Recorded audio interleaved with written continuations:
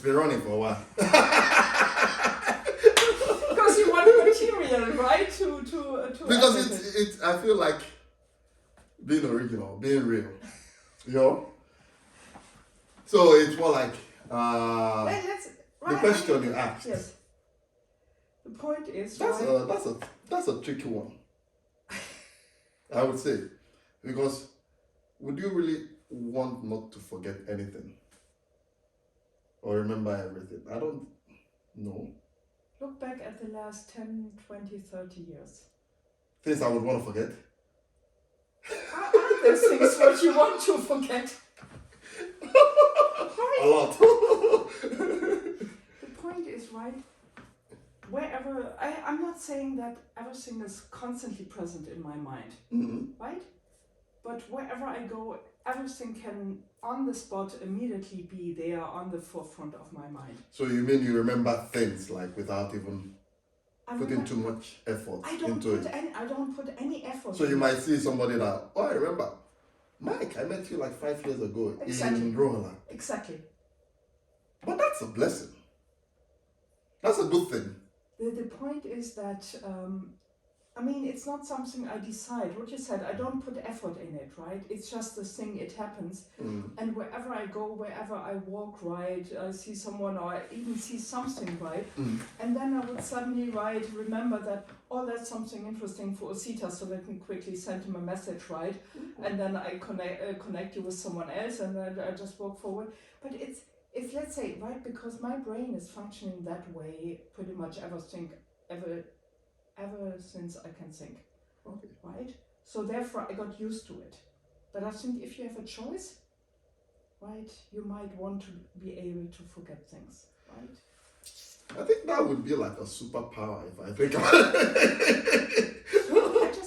Yesterday in the office, I met someone, and he said, he forgets everything immediately, right? And I'm like, how do you do that? Because that's a skill I would like to have. But I don't know if that's a good thing, having like to forget I think it's more like having the right balance, if I would say. Like, I'm still thinking. I think I would want to remember everything. Okay. But I would want to filter out certain things. Certain things, like... You want the filtering, yeah, right? I want to filter out certain things, yes. Because I was just about to say, put your hands together and I just give you that skill. But then you said the filtering and I said, because I can't give you the filtering. Because part of the way I am is, right, what I understand now reflecting back on my life is that I have no filter. I see everything around me, right? I notice everything and I can't filter into important and unimportant things. It's just going in there, right? So therefore, right, most people want to have that filter so that they can say, okay, that's something important for me. I want to, keep that knowledge, right? Another one that is, I don't care who I just, met at the supermarket or whatever, right?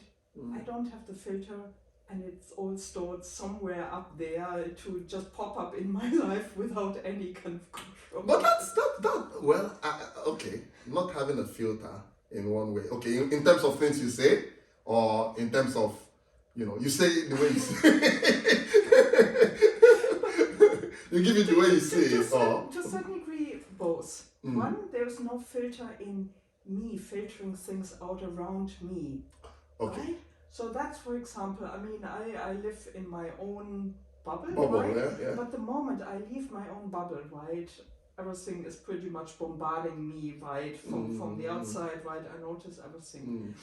Sometimes I might also say things without filtering them through, but luckily my gut feeling is really good. So sometimes I say something and then afterwards I'm like, holy shit! It's not necessarily bad things, but did I really dare now to meet that person and say that to that person, right? I had that the other day where I was running into the CIO of the company who I'm currently working for, and I don't work for him, and then I just went, hey, I have this, you're an ex-Nokia, aren't you, right? Oh, what do you do, right? Before Midsummer there's this large party, right? And then afterwards, I was like, Oh. I just really walked up to him and invited him. So you see what I mean. Yeah. I have no filter, but I think my general kind of mindset is a positive and, towards people. So I would not go to him and say something which I seriously regret afterwards. That will get you out of the door. Exactly. Bye bye.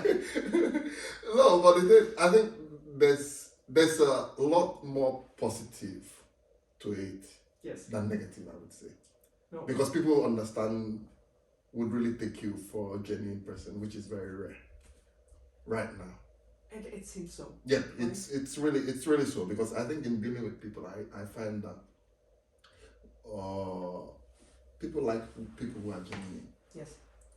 At times they would not like what they hear from you because of being pa. But they go back and reflect. Actually, I want to hear that more. So now, like, what I'm trying to do is more like, I position it like, it's a snowball. Like, okay, I'm just gonna give it like. Do that and the reflection on what I say or what I do. Right? I mean, on one side, right, I don't see that happening, right? But when I meet people later or people talk to me, right, or reflect back on what happens to them after they met me, right? That is so incredibly powerful for me, because I don't know, and I pretty much for my whole life I didn't know what impact I have with all the things I do. This is where I think our discussion, like with you, when I saw you first, when you came to integrate, the smile was so genuine compared to what you see, and this is being very real, because we live in this environment where smiles is very rare. Yeah. So for you to see someone who really has that genuine smile, like you would see, I'm really happy to see you. You know what I mean? Yeah. It's kind of okay. That's rare. And okay, I was like, okay, maybe it was the event that kind of brought that. But the next time I saw you, there was this. Okay, this is a smile. Did you take some smiling gas? And the thing is, because do you remember the very first time that we met? That was not at an Integrate event. Okay, now you have to remind me. Again, right? Because I remember everything and everything. Tell me, okay. It was at A-Grid. A-Grid is this startup space in Alto, right? Yeah. Exactly, in Espoo, right? And there was this coffee area, next to the entrance, right? And you were sitting there with someone, right? And then I just walked up to you guys and offered you my box. And that was the very first time. Man, your memory is really scary. I know. your memory is scary. I remember A-Grade, but I kind of I thought it was at Integrate. No, exactly. It was not. So the point is, right, the first time I interact with a person, right, and then it comes again the no filter, right? So in a way, I really notice you at that moment, which also is nice because, again, with what I do with the smile and the chocolate box, right, I didn't understand, but until someone said, it's all about because I see people. I truly see you. So I truly saw you in that moment when I first time made you smile with my box, just randomly walking up to you, right? You were sitting there having a conversation with someone. So I even disrupted that conversation, right? So because that's what I do, right? But then, because the next time I see you, then I really be happy because I remember you. This is it. I'm really, okay, now let's get. Okay, we were talking before. Okay, now let's get into the real talk. You see people for what they are and who they are. That's really it's a rare attribute or personality to have right now. And this is where we come now. Why? I thought about it for a while, and I think the point is that, right, we are in such a digital world, right? And I mean, I used to work for a company which contributed a lot to our very digital, link to a phone, link to a device kind of world. And the smile is really an interaction between two human beings, pretty much, right? In whatever distance. It might not be always as close as we are, right? So it takes us away in that tiny little moment from our devices, from our digital whatever, right? And so I think it really helps to connect to another person. And that can be, right, even, in the bus, you're right, you just stand there, 5-10 people stand in front of, waiting at the bus station, right, that the bus comes, right? And then just, letting someone else, first take, and they might respond with a tiny smile, right? So kind of to inspire and trigger that smile, because that is a moment not in the digital world. That is a moment beyond the digital, which is really diverting us as people, right? And the world, right? And I mean, even the smile works also kind of in the digital world, right? Whether you are in a important business meeting, right? You turn on your camera, right? Again, you say something, and then you suddenly see the smile. It's about noticing it, right? Because it doesn't need to be a broad smile like yours or mine. But even if you just see, right, the side of the mouth, of your mouth just going up, right? Yeah. And I mean, we both know, sitting here in Finland, right? We know that at least, right? I mean, before I moved to Finland, right, there are a certain reputation about Finns and Finland, right, out in the world. But it's not true that Finns don't smile or go for the smile in the cellar or whatever you would say, right? They do it as well. It might not be always so kind of often in your face, right? But you get it. We just need to all be really more aware of those tiny moments and really be a bit more, aware of our surroundings and see when they're happening.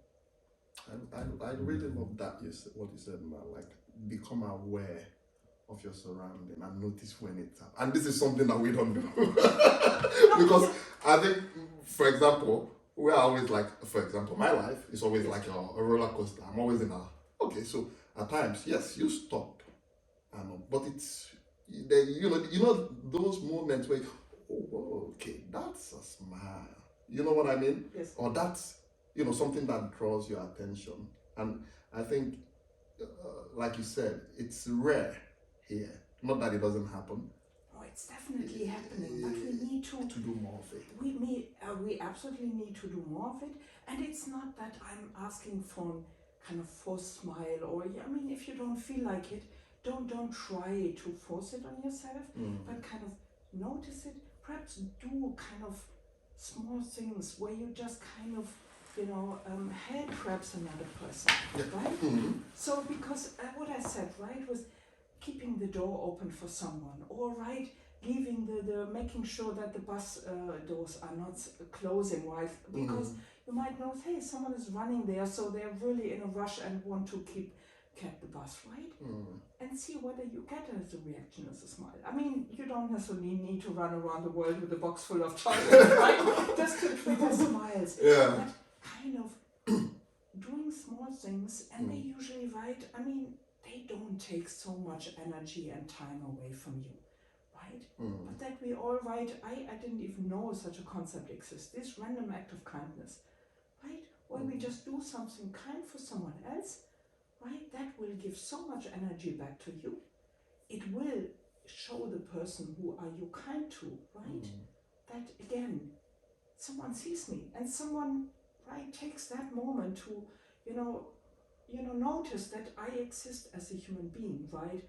And rushing. So those moments are happening. And I think we definitely need to do more of those. Yeah, it's really nice that you highlighted this, because I think it's something that is really needed now more than ever. Yes. For us to, smile. So I'm gonna do a lot of learning, learning from.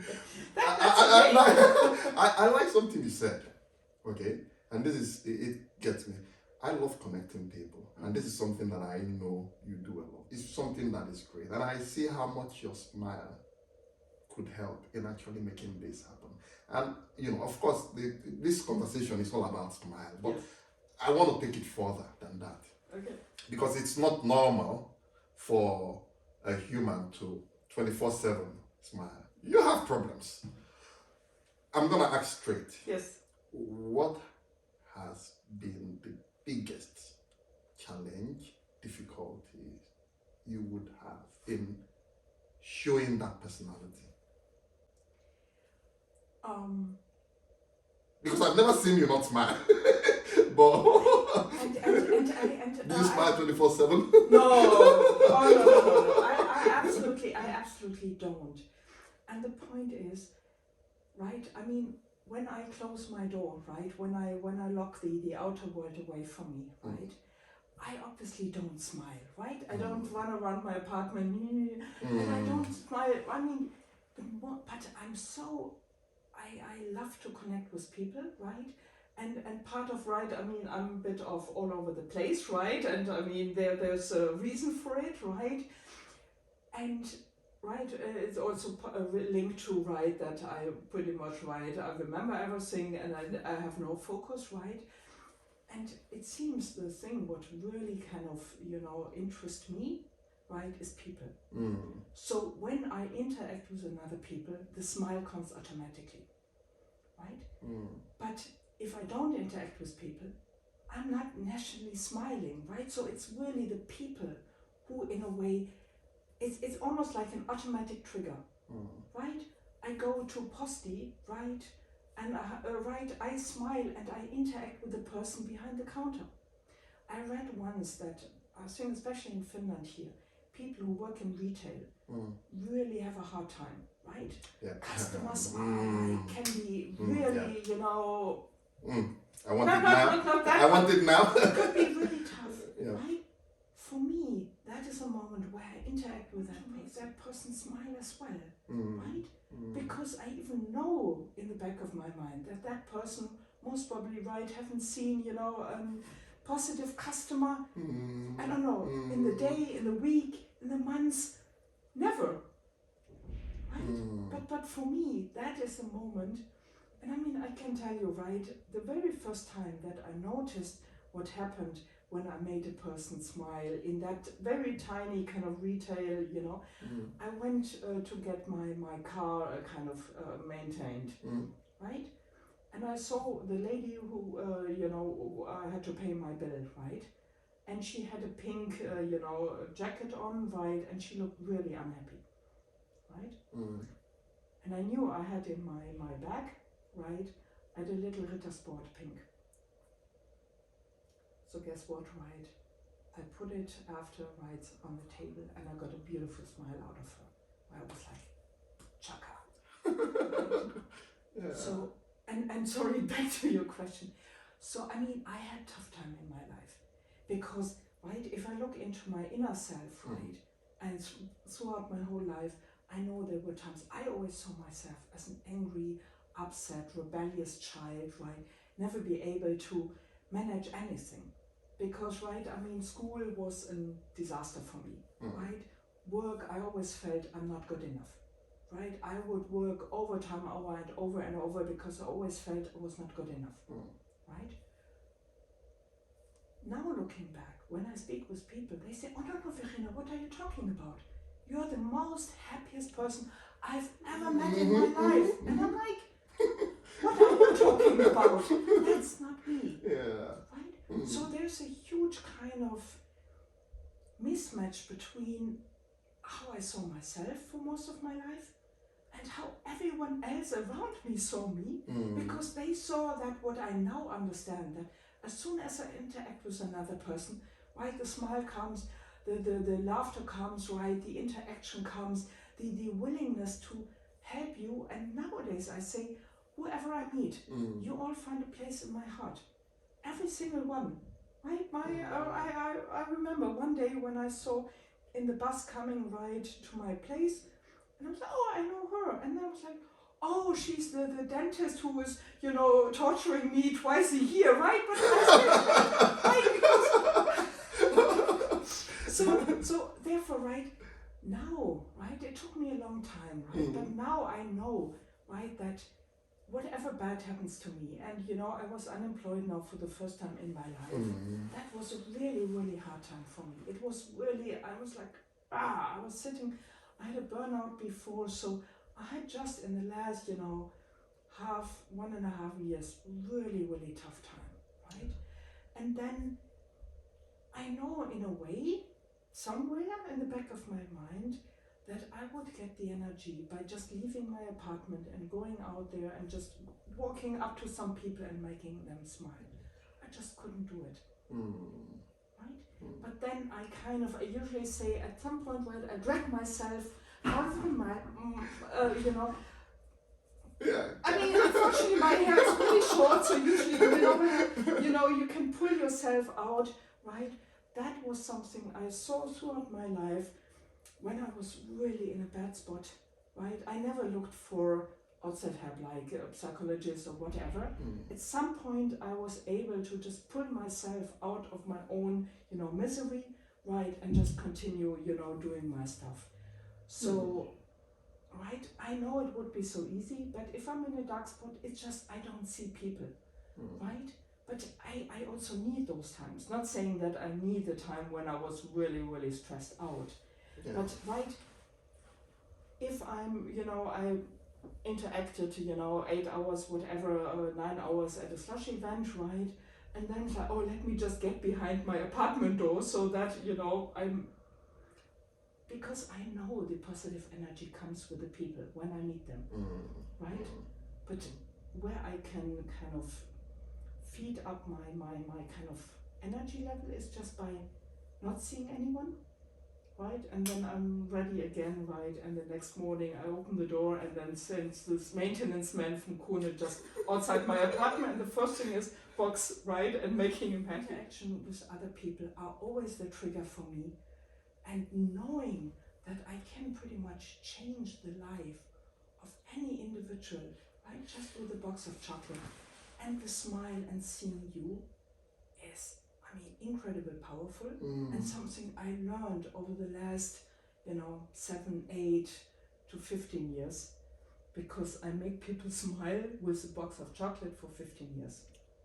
That's beautiful. That's really like a beautiful thought. The fact that you have made it like your purpose to put a smile in people's face.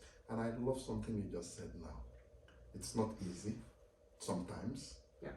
Because we all have those moments, where you're like, you can't. Yet you decide or you make like a resolution that I'm going to keep doing this. And this is some very strong, decision or something, to kind of work towards, because we live in Finland. Yes. it's beautiful now. We love it. Yes, it's Give it 2-3 June, months. right? It's beginning of June, right? And we know you've been there. I'm a very smiley person, but I know how those moments get to you when it's dark, it's gray. You don't want to get out of bed.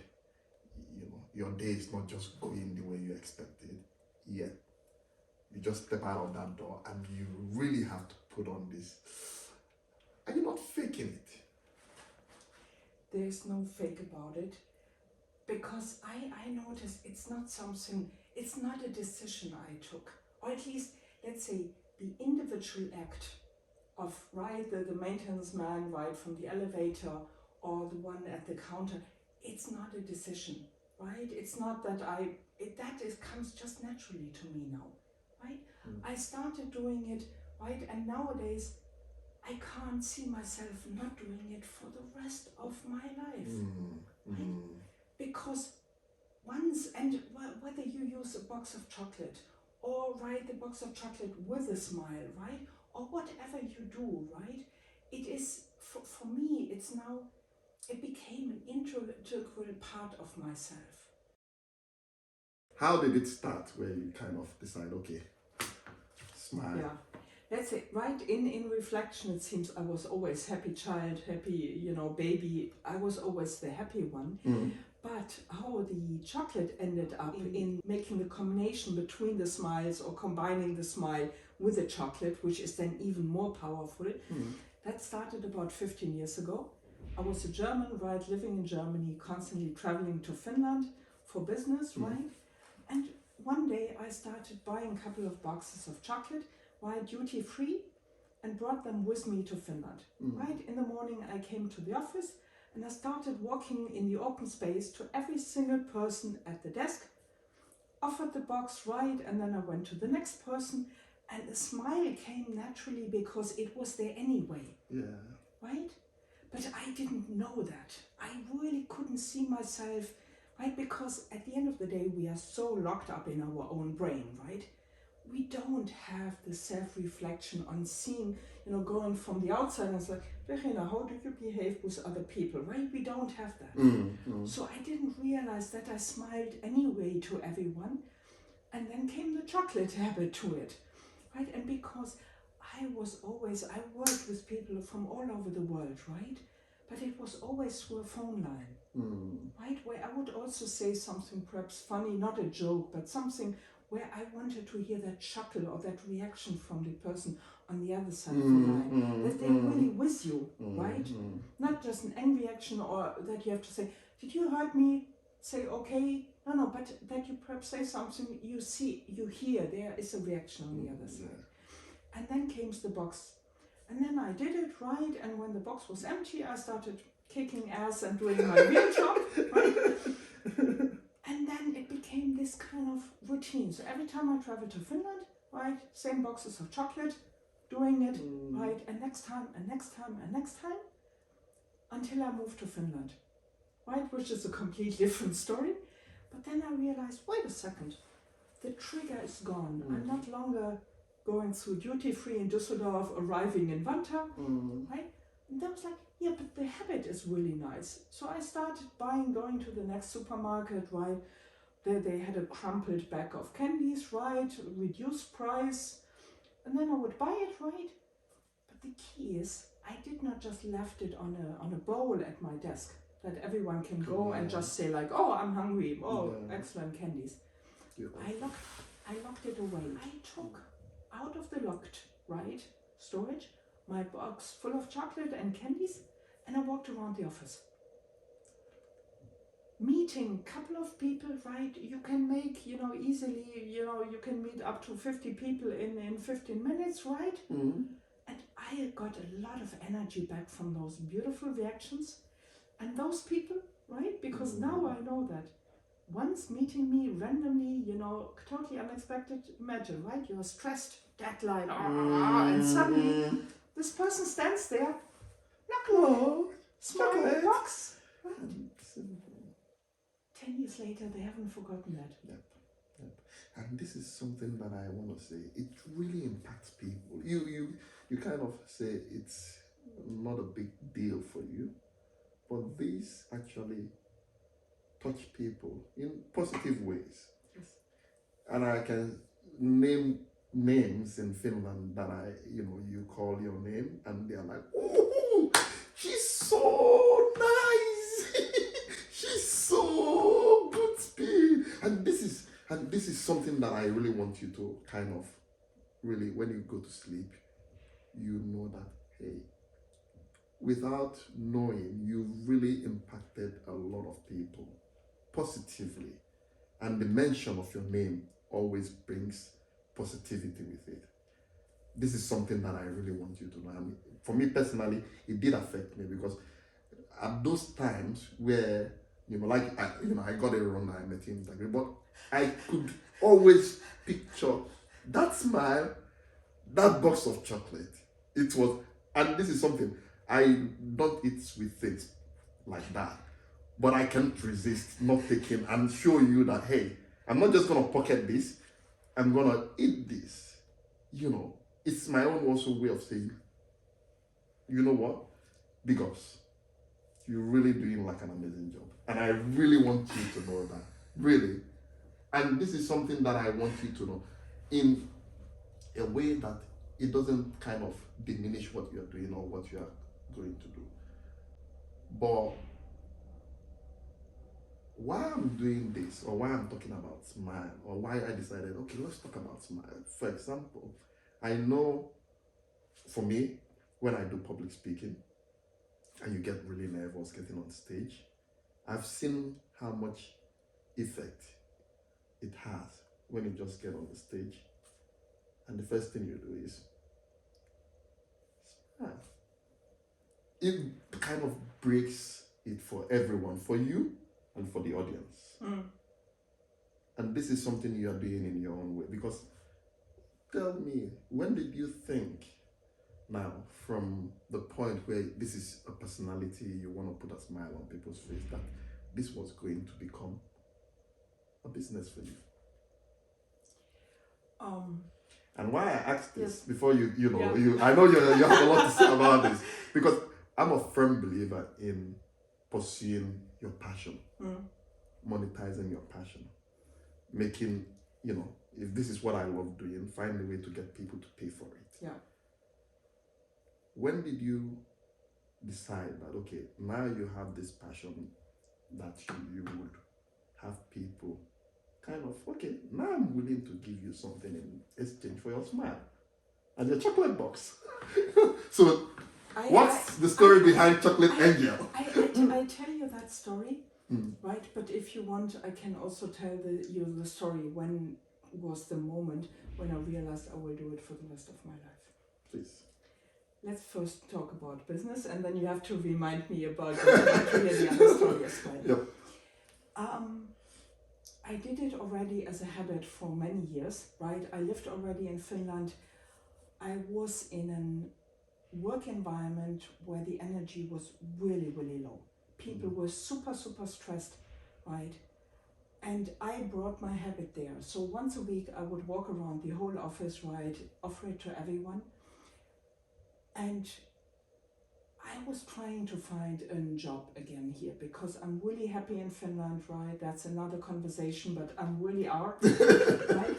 So people were going, and so when I was in a running for a job, right? I was in twice interviews, right? And in a way, at the same time, I started realizing that what I did really kind of, made a difference in the workplace, right?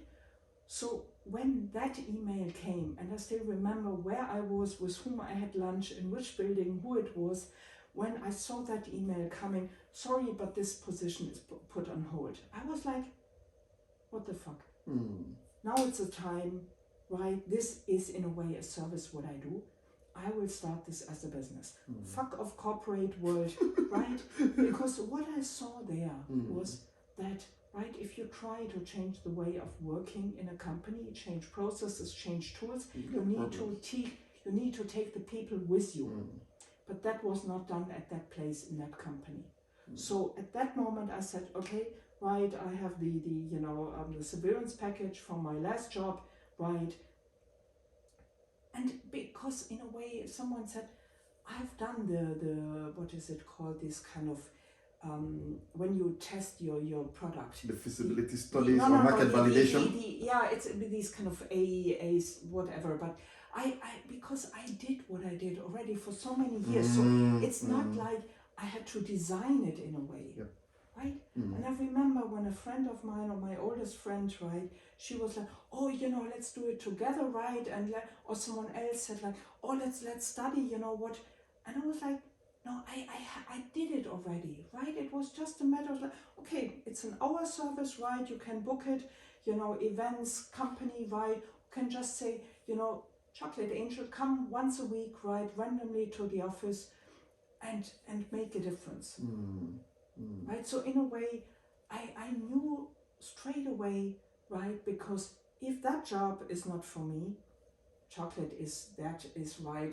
That is so much, because obviously I seems to be so much better in making people smile, right? This is something, and it's lovely that I hear this, because it's like, you know what? I'm gonna bring you to an event, you're gonna offer chocolate and you're gonna make people smile and you're gonna get paid for it. Yes. And this is a career that you've chosen. So you chose a career for making people smile and happy. What else can be better in life than that? I mean, I'm sure you would want to wake up every morning. No, I'm going to work happily. And the thing is, because I mean, I know when someone said like, oh, right, I have a cleaning lady, I give a box of chocolate to her, right? Why would I need to hire you, right, or book your service? I'm like, if it works, right? I mean, I don't have it's not a proprietary, concept, right? No. While at the same time, if you want the real chocolate angel, and now, right, years later, I can say the difference is because what you said in the beginning, right? It's a genuine smile. It's not an forced, or it's not, or when someone said like, oh, so you will hire, chocolate angel to do this. I'm like, oh, no, right? I don't want to manage 100 chocolate angel. I want to do it, right? Because the doing it, the act of, right, seeing, and I sometimes say it's almost, sorry the word, it's an almost intimate moment, because when I walk up to you and the box goes open, right, I see the reaction in your face, right? There's no other service, right, where you get the reaction. It might not be the paying customer, but imagine, right, 1 hour I can walk around an open space event, I can make up to 200 people smile, 200 people in an hour smile, and every single moment, right, is where I can see the reaction in your face, right? Someone might be, crying or super stressed, and the next moment suddenly like an angel smile, right, is on your face. It's beautiful. It is. I would say it's really, really, really positive. And the more we talk about it now, the more I understand the impact. When we started talking about this, I didn't understand the impact, but I'm now getting what it means to actually make like a decision that this is what I'm going to do. And then that led to a career path. Yeah. So if you think about the future going forward, you've decided, obviously, this is what you're going to do for the rest of your life. Yes. And it's going good, I would say. But for someone who don't really know how to go about making whatever change it is in the life of themselves or in the lives of others, how? If you realize I've asked the why question, the how, the what, and I think those are core, to those are the W. the W's. I think it's a lot of self-reflection and kind of understanding, yourself. And I mean, the earlier you are kind of able of doing that, right, the better. Because it took me, right, I mean, I know, right, people often don't realize that I'm already around the block for a couple of more times than others, because I didn't know, right?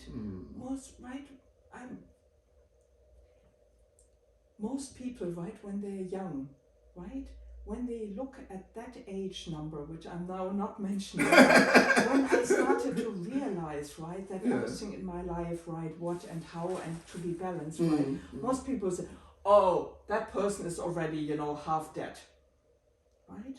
So for people, right, the younger you are and you're able to reflect and understand what drives you, what is a really passion for you, right, or where you can really find a purpose for yourself. Right? And perhaps one thing, because, right, I mean, I've sometimes feel I've never forgotten, right, my inner child. Right? It's still here, it's still with me, right? And so for however old you are, don't lose the connection to your inner child, because reflecting on your inner child might also really help you to really find your own purpose, what you're passionate for. It's really, I can say amen to that. Amen to that. You know why I say amen to that? Because this is something actually, I went to my son's, graduation, before. And the principal, all of a sudden, to like 5-6 years old, told them, the concept of ikigai, the Japanese word, pursue your passion, live your dreams, And this is something that you've actually just said. For anyone to develop this attitude of putting or giving a smile or putting a smile on people's face, it starts with those steps of what do you do to find your passion? How do you find it? If you find it earlier, super. If you find it later, or if you've gone around the block and realized, actually, this is, it's never too late. It's never too late, right? Because the moment you find it, right, this is it, right? And that can happen at any age, right? Don't tell me, right, you're too old to find it. Yes. Right? Because it's never too late to just give up and say like, right, that was not my life. No. And right, I will not, right? But I found it quite late in my life.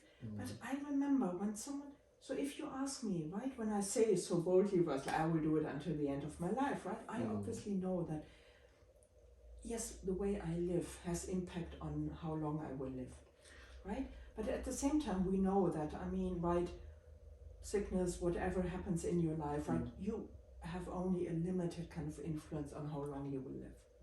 Well, at the same time, if you ask me, so how long do I still want to do it?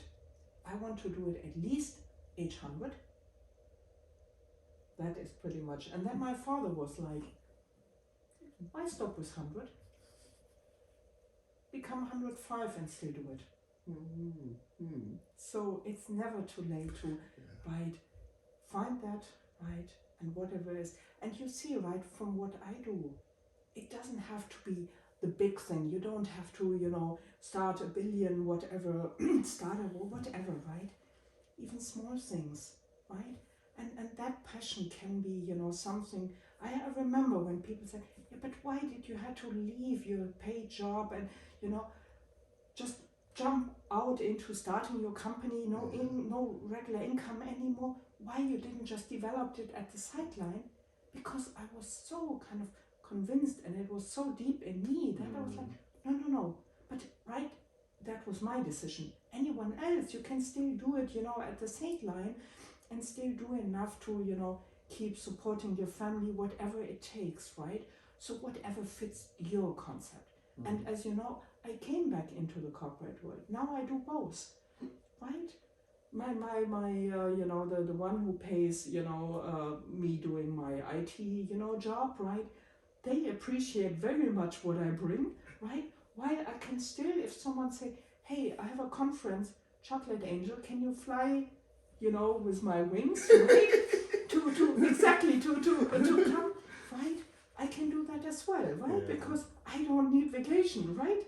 I take a day off, right? I come to your conference, and then I go back into the IT world.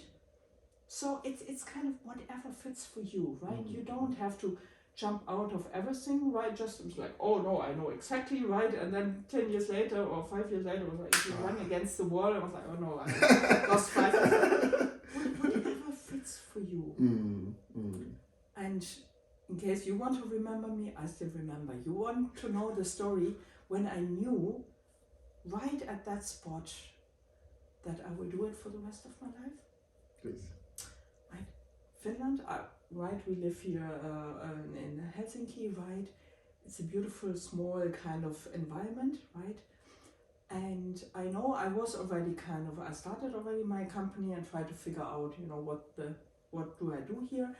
And a good friend of mine, right, he posted something about an event where one of the author of a book, Awakening Compassion at Work, right, came to speak at Hanken University. And I was like, oh, compassion, what is that? Oh yeah, that sounds like me. Okay. I went to that event. Yeah. And I was sitting there, right? Obviously had my box in the back, right? Was sitting in the audience. And then I was like, oh, I should really follow her in Twitter, right? I did that, and then I was like, oh, I'm already following her on Twitter. Oh, okay, excellent, right? And I was like, come on, Verena, right? Don't get distracted, right? Follow her, what she's saying there, it's really important. And you know how it goes in Finland, right? After an event, right, speech, barely anyone goes up to the speaker, right? Yeah. And while I walked up, to the stage, right, I heard, or one of the last things they said, right, the one who organized and said, usually, right, we have chocolate for when Monica is here, we don't have chocolate for her today, so sorry, right, pretty much the next thing what happened, right, I offered chocolate, right, to Monica Wollheim, right, the speaker, and Anne-Brigitte Pessi, right, the she's professor of theology here at Helsinki University, right, and oh my goodness, right, chocolate, oh, how sweet, the usual reaction, right? And now comes the moment. Because I was like, may I introduce myself? I'm the chocolate angel. Whoa! No, now comes the real moment. And she was like, and she is a Stanford researcher, right?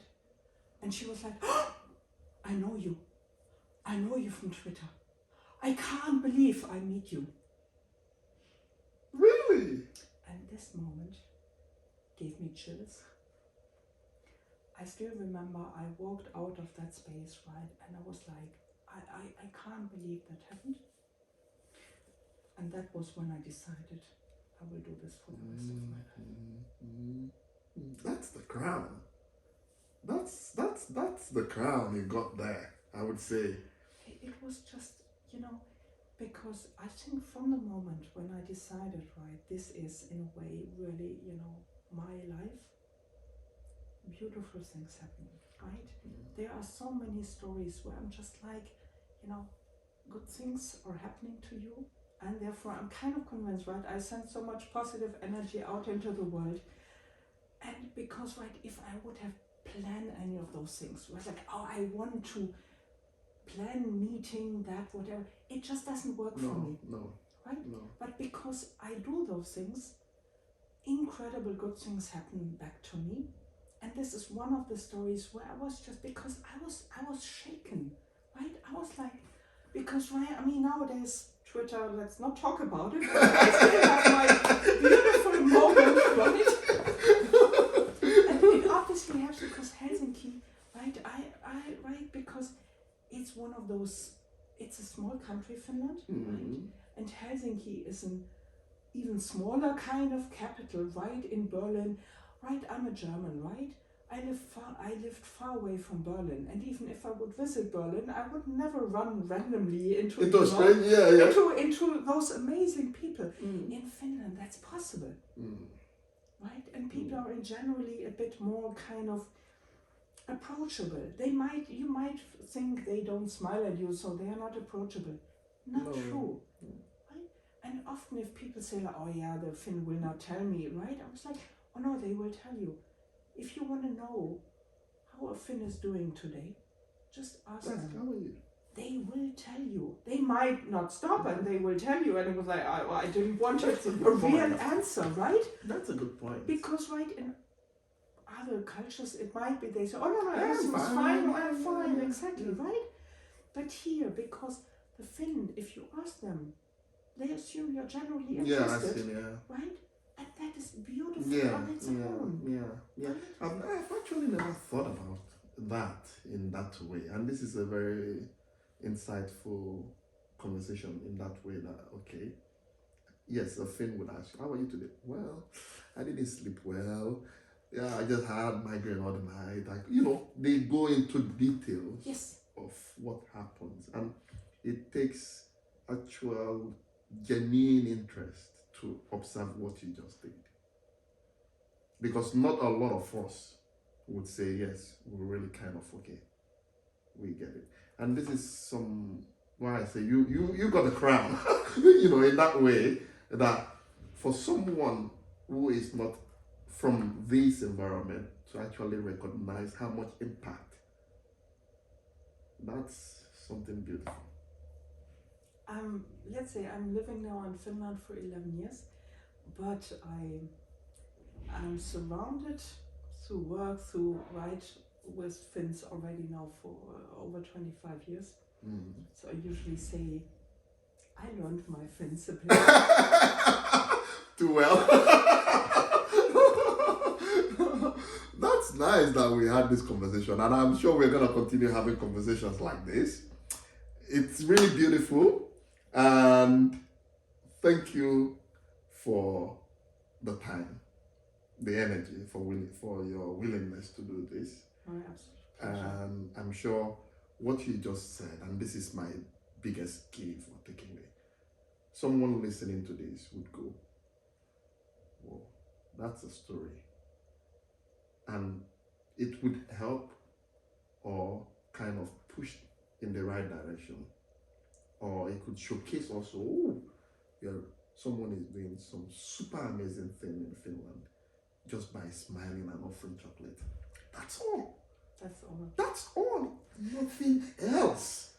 And over time, it has made so much impact in people's lives. So it could be whatever you're doing, just to give something to someone. And what happens usually when you give something to someone is you find that you receive, probably not from that person, but like for you, the smile you put on people's face gives you positivity back. It makes you go like, well, I've done something nice to someone. Absolutely. And it's even because I remember, there are studies, right? The point is, I did it for a very long time, and then I learned that, academia followed me later. So because they now also research a lot and say, oh wow, this is, but they were after me, right? Yeah. So they were years later, because at the time when I started, it was all about more, how can we fix all the negative side, right? Now it's all about positive side. I did that. Cool that you figured now also out that this is really important. And what they say, for example, if you observe, right, a random act of kindness, that also changes a person's life. So it's not just the one doing it, the one receiving it, but it's even the one observing it. And I remember I have one story where I saw this really happening, because I walked up to a tram stop, right? And don't even ask me anymore the circumstances, but I offered the box to a random person right next to me on next to the tram. And he smiled, the usual reaction, and then I looked left because the tram was stopping just here, right? And the woman sitting there, she smiled because she observed what just happened, 20 centimeter out just next to her, right? It's so easy to make the world a better place. Absolutely. You just impacted yourself 1, 2, 3. Exactly. This is beautiful, and it's really key. I really appreciate this, and I'm taking a lot by this conversation. I'm really taking, because I picture where that smile, that happiness, and you would know that this person might go and remember after maybe 2-3 weeks or even a year, oh, there was this woman on the train, on the tram, and this is what she did. And you know what happens again? So it has this multiplier effect. It has that, plus it shows, it is without really wanting to teach her something. She might say, hey, that was such a small gesture.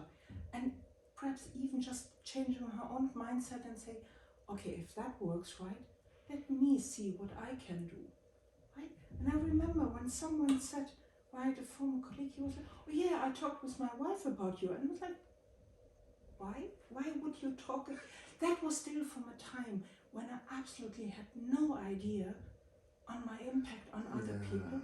And I think sometimes because people do, right? Others bring whatever muffins to the office or whatever you do. There are a lot of people who do small, good things for others, but they don't understand. They never really quite reflected on, because, right, you do it and it's important that we do, right? But not, right, because understanding what it means to someone else, because you would also not necessarily tell someone always, right? But yeah, it's, what can I say, right? It's happening, and let me still kind of add one story, because when you earlier spoke about your son, right, and the graduation, I know of a graduation party. I wasn't there. No, in a way, I was there. What happened was that the young son of one of my contacts here, right, she became now, which is another long story, one of my 5 adopted kids in Finland. So she met me, and then her son met me, and he was quite impressed, right? He, I think he was about age 10 or 11 or so, right? He got my business card from me, right? So he had a Chocolate Angel business card, and then he was asked, right, to speak, right, all at the graduation party the next year, right? They were all asked, right, 5 minutes, talk about who inspires you. He was on stage, and he started talking about the Chocolate Angel. And his father and mother were sitting in the audience, and the father was like, and his wife said, no, I had no idea, right? And then the mother later observed him when he was surrounded by his friends, right? And he was like, no, she really exists. Here, I have her business card. So understanding that even, right, you can inspire with just doing that and talking about it, right? The next generation just kind of, because whatever is not good in this world, and there's a lot what is not good in this world, right? Where people can understand just small things, and it doesn't have to be, right? I mean, the smile always helps, right? But it doesn't have to be a chocolate box. But what I said in the beginning, to just come back, right? It's the small things where we want to observe or do something, keeping the door of the tram open, or, just letting someone, step in front of you, right? Because with the bus line, the bus will not drive away before we are all on the bus. So what makes the difference for me, right, to leave someone else, right, let them go in first, right? That alone might perhaps make their day, because we see each other. I think when everybody thinks the way you do, I'm sure the world would be far better than the way we have it right now. What a lovely ending word, my friend. It's really nice to have this conversation. I really, really thank you. Like I said, we're not talking, this is not the end of this conversation. In one way or the other, we are going to be bringing it back again, because I'm now going further to see, for example, in my work, how to put more smile involved, for example, in public speaking, because that's also, like you said, it's now a researched topic, where, okay, what goes to the smile, what type of smiles they exist, and all this, whatnot. But I always believe in breaking the ice, and one way that you use in breaking the ice is just light it up there. Yes. And of course, sometimes you go like, okay, you're weird. Yes. But most times you get. Don't leave it on forever, right? Just smile, but kind of see whether, the reaction comes. And I think they say also, again, from academia and science, smile is contagious. Yep, it is. There's no doubt about it. Because I have, you can only count a few people who would say, oh, weird, when you give a smile. Some, even when, and I'm going to share this experience. This is where it gets to it. I've lived recently in Ireland, and I think one of those days, early in the days when I moved there, what happened was, I was in my thoughts. Okay. And so thinking what I'm gonna do with things. But there was this dude. I don't know him from anywhere. He was absolutely up to no good per se. He wasn't up to anything. Mm-hmm. You know, what he did was he said, "Hey buddy, you good?" That was all. And he didn't even ask, "You good?" per se. He asked, "Oh, how you doing?" So what I saw, and I would remember this for the rest of my life. What did I, like, I just turned and I did. Seeing his face, I lit up. Mm. What that guy saw was me being so far in my thoughts. And it was very obvious that I wasn't present. Yeah. All he did was just, you know what? Come back, buddy. It's going to be all right. He didn't say nothing else. And this is how much impact he has made. I would never forget this. And it didn't cost him anything. Nothing. Anything. It was the observation, right? This kind of, that's by the way, part of this compassion concept, right? To notice, right? He noticed that you were not in a good place, right? And he did something. Yes. He could to help you. And this is something each one of us can look for. Some way that we can do something to affect or Between impact that person and another person. Thank you for this.